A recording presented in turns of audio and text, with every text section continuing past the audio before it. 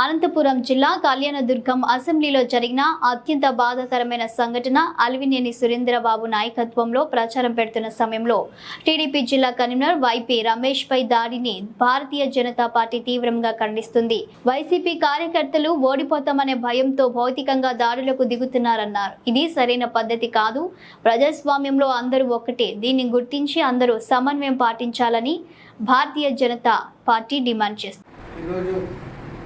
NDA కూటమి ఎన్నికల ప్రచారంలో భాగంగా కళ్యాణదుర్గం పట్టణంలోని వాల్మీకి సర్కిల్ వద్ద టీడీపీ జిల్లా ఉపాధ్యక్షుడు వైపీ రమేష్ పై జరిగిన దాడిని భారతీయ జనతా పార్టీ ఖండిస్తుంది.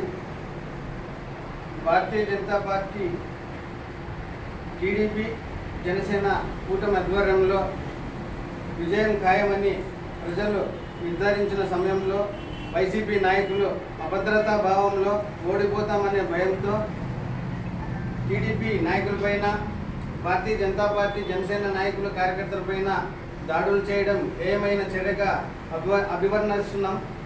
ఇలాంటి దాడులను ముగ్గుమడిగా ఎదుర్కొని ప్రజల పక్షాన నిలబడతామని ఈ సందర్భంగా తెలియజేస్తున్నాము. అదేవిధంగా రాష్ట్రంలో ఎక్కడ చూసినా వైసీపీ నాయకులు అరాచక పాలనను, రౌడీ రాజ్యాన్ని కొనసాగిస్తూ టీడీపీ, బీజేపీ, జనసేన కార్యకర్తల నాయకులపై దాడులు చేస్తూ కొత్త పొరవడికి తెరతీస్తున్నారు. దీనిని ప్రజలు గమనించాలి. ముఖ్యంగా కళ్యాణదుర్గంలో ఈరోజు జరిగిన సంఘటన చూస్తే ప్రశాంత వాతావరణంలో ఉన్న కళ్యాణదుర్గం నియోజకవర్గాన్ని అలజడి సృష్టిస్తూ, దౌర్జన్యం చేస్తూ భయభ్రాంతులకు గురి చేస్తున్నారు ఈ వైసీపీ నాయకులు. ఇలాంటి వాటిని ప్రజలు గమనించి వచ్చే ఎన్నికల్లో ఎవరికి ఓటు వేస్తే అభివృద్ధి జరుగుతుందో, ఎవరికి ఓటు వేస్తే అరాచకం జరుగుతుందో తెలుసుకొని ఓటు వేయాలని ఈ సందర్భంగా తెలియజేస్తూ వైపీ రమేష్ పై జరిగిన దాడిని భారతీయ జనతా పార్టీ తీవ్రంగా ఖండిస్తుంది. ఆయనకు భారతీయ జనతా పార్టీ తరఫున సపోర్ట్గా ఎప్పుడు ఉంటుందని తెలియజేస్తుంది. జై హింద్, జై భారత్. మాట్లాడు సార్. భారత్ మాతాకి జై.